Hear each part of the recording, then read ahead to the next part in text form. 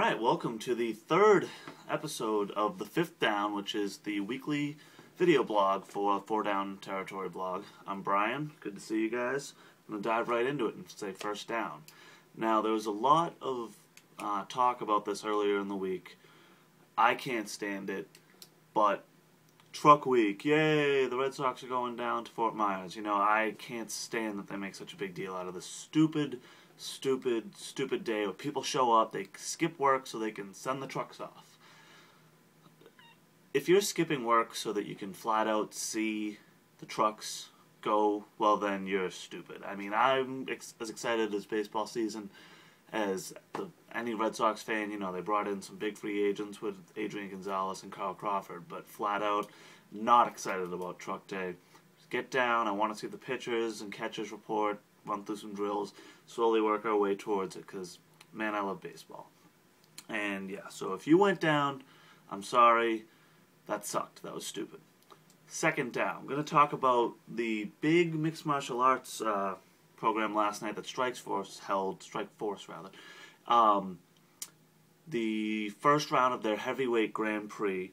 Gonna be honest, I DVR'd it last night. I had big plans with my girlfriend, went to the Top of the Hub Boston. It was a great night. And so this morning I finally got to watch it, and I'm not gonna lie, I skipped over all the other fights. I just wanted to go straight to the Strikeforce Grand Prix fights as opposed to the other fights. So went straight to the Andrei Arlovski fight. I predicted that Arlovski would lose by TKO in the first, lost by knockout in the first. This kid, Katerninov or whatever, I'm sorry, I don't know how to pronounce the guy's name, even though he just ran right through Andrei Arlovski. The guy's for real. He's, you know, I mean, I thought Arlovski looked really good, actually, but he just kept his hands down, and, you know, got to keep those hands up. I'm no expert, but you're not blocking those punches, you're not doing too well. I mean, there's only one person out there I know who can fight with his hands down, and that's Anderson Silva. And Andrei Arlovski is definitely no Anderson Silva. Either way, he moves on.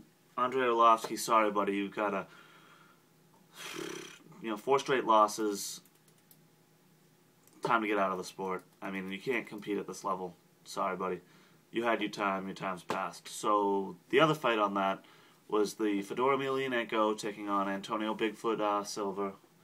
And I picked Fedor by KO in the second, or TKO in the second, and, well, it was just, unfortunately, I think we've come to the end of an era in mixed martial arts, because Fedor Emelianenko had been the premier fighter on the planet for about 10 years, and, you know, he loses to Fabricio Verdum in 1 minute, less than a minute.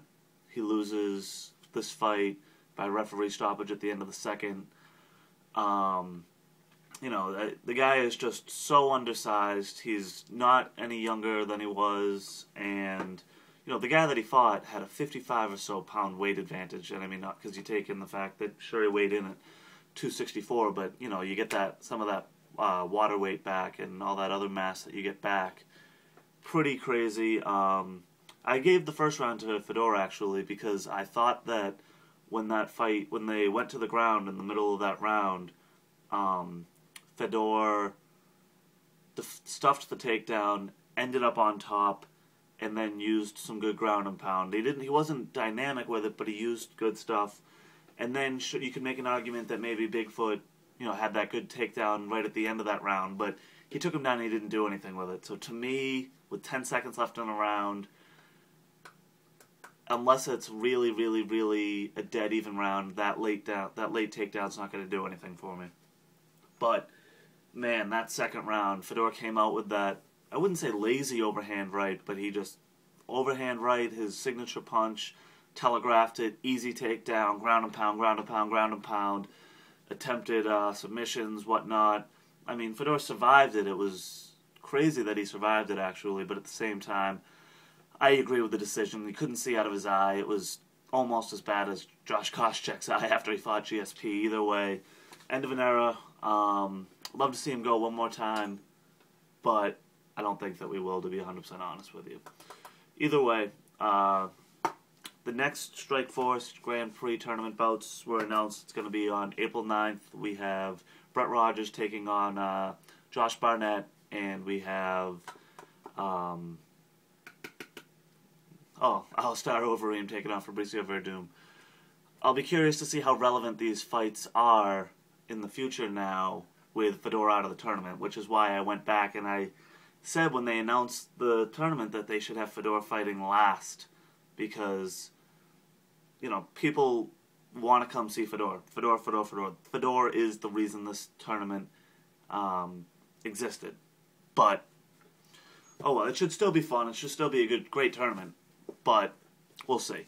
So, we're going to move on to third down, where we're going to talk about your Boston Bruins and how they're taking on the Red Wings again today. It's actually going to face off not too long from now. You know, I'm not looking for them to win this game. Obviously, I want them to. I would be shocked if they won, to be 100% honest. But I'm more so looking for them to play strongly, and maybe get a point out of it. I mean, the way that they got their rear ends handed to them the other day, you know, that happens. It's sports. It happens. You can't win them all. But I'm looking for them to come out, play strong. It'd be nice to win. I'm rooting for them to win, but realistically, I think that if they just come out with a point, they'll be in great shape. I mean, it's no secret here. I'm looking at the stats now. You know, Detroit, they're the second best team in the West for a reason. So a loss to them shouldn't be discouraging or whatever. But let's look for them to bounce back, and we'll see how that goes. Now we're going to move on to fourth down, where we got Boston Celtics taking on the Miami Heat today, and that should be a very interesting game. You know, the Heat have one more victory than the Celtics do. They have the same amount of losses at 14. Obviously, the Heat have just played more games. But should be interesting. No Shaq, no Jermaine O'Neal. Doesn't matter because he sucks anyway. No Delonte West. Nate Robinson's hurt, but he'll be playing. Obviously, no Marquise Daniels. But hopefully, you know, I think that if the Celtics stay out of foul trouble, they should be able to play strong and play well. I mean, the Heat have not played against Kendrick Perkins this year. He's one of the best centers in the NBA, in my opinion. Unfortunately, we don't really have that depth at big man. I'm not sure if Semi Din is going to be playing or not, but even so, he's not particularly the answer either way. So hopefully we can get the Boston Celtics to get a big victory today. Maybe we can see some more big three-pointers out of good old Ray Allen, even though I'm a Sports Hub guy. Sorry, yeah, I am a Sports Hub guy. Yeah, so hopefully we get a great day for Boston sports. I mean, two tough teams will be facing off against us. See how it goes. My predictions, again, realistically, I think that the Red Wings are going to win. I'd love to see the Celtics win, but it's going to be tough based on the injuries that we have. I can't really put that much of a prediction because I'm still not sold on Miami. I think that they're good, but they're not anything spectacular. We'll see how it goes. Either way, should be a great Sunday. Have yourself a great Sunday. Valentine's Day is tomorrow. Don't forget to get your girlfriend or that lovely woman in your life something, you know, flowers, whatever. Either way, take it easy. See you guys next week.